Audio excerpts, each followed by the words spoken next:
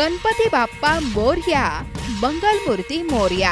सर्व गणेश भक्तांना महाराष्ट्र नवनिर्माण सेनेतर्फे गणेशोत्सवाच्या मंगलमय शुभेच्छा।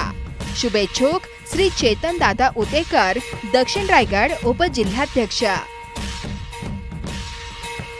घरगुती गणेशोत्सवामध्ये एका गणेश भक्त कलाकाराने कारल्याचा डोंगर आणि एकवीरा आईच्या मंदिराचा हुबेहूब देखावा साकारला असून साक्षात एकवीरा मातेच्या दर्शनाचा अद्भुत व अविस्मरणीय असा अनुभव त्यांच्या निवासस्थानी दर्शनासाठी गेला असताना होत आहे।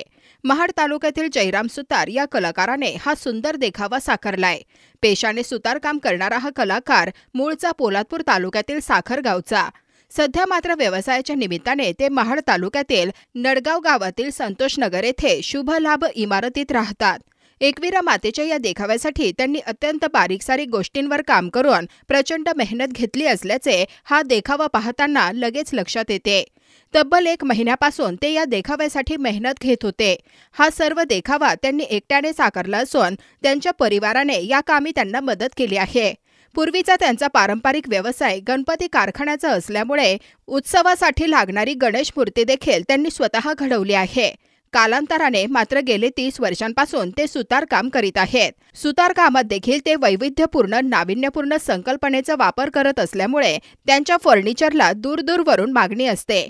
हा देखावा पाहण्यासाठी अनेक गणेश भक्तांनी त्यांच्या घरी भेट दिली आणि त्यांच्या कलेचे कौतुक केले। भविष्यात स्वराज्याची राजधानी किल्ले रायगड साकारण्याची जयराम यांची इच्छा असून त्यावर काम करीत असल्याचे त्यांनी या निमित्ताने सांगितले। जयराम यांच्या या कलेला विस्टा न्यूज मराठीचा सलाम। दरवर्षी आम्ही काही ना काहीतरी नवीन असं करतच असतो। तर ह्या वर्षी वाटलं चला एकविराचा डोंगर बनवा म्हणून डोंगर बनवला। त्याला जवळजवळ 1 महिना लागला हे पूर्ण करायला, कारण हा लांबीला 12 फूट आहे, 6 फूट बाय 6 फूट रुंदी उंची आहे। गेल्या वर्षी गेलो होतो दिवाळीत याला एकविरायला, तर तो परिसर मी पूर्ण बघितला होता। तो बनवायचा आलं तर वरून आपल्याला इमेजिंग असं करायला पाहिजे की आपण वरून बघितलं तर कसं वाटेल। मग आता हे जे चित्र बनवायला लागतं ते वरून बघितल्यासारखं बनवायला लागतं। त्या पद्धतीने मग एक डोक्यात कल्पना आणून त्या पद्धतीने ते बनवलं आम्ही। एक 95 साली 93, 94, 95 साली मी गणपतीचा कारखाना होता, गावाला होता तिकडे। मग नंतर मी तो बंद केला, पण ती माझ्या हातूनच पहिली मूर्ती मी बसवली होती आमच्या घरामध्ये।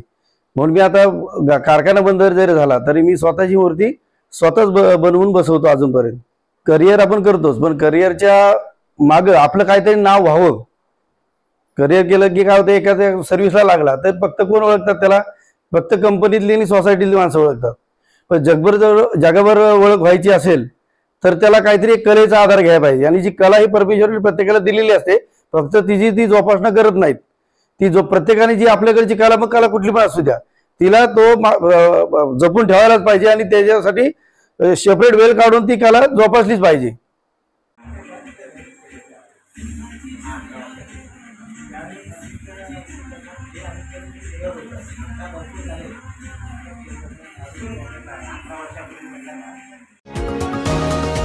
तुम्ही पाहत आहात विस्टा न्यूज मराठी।